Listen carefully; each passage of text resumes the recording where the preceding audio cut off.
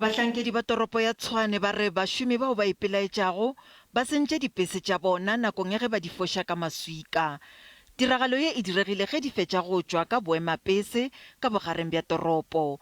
Bahlankedi ba Tshwane ba išitše molato kgorong tsheko go hwetša tharollo ya mathata a Seteraeke. Ba dirile le kgopelo ya kapela ya go thibela Seteraeke seo se seng molaong.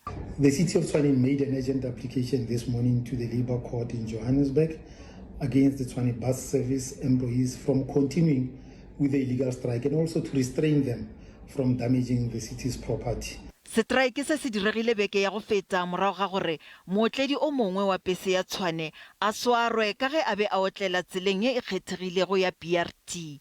Bjale SAMWU e nyaka gore dipese ka moka tša Tshwane di dumelelwe go otlela ditseleng tše di šomišago ke dipese tša Areyeng. Areyeng buses are being given their own dedicated lanes. So for the past 2 years, we have been saying to the city that is the city's infrastructure. The city has invested a lot of money on those particular lanes.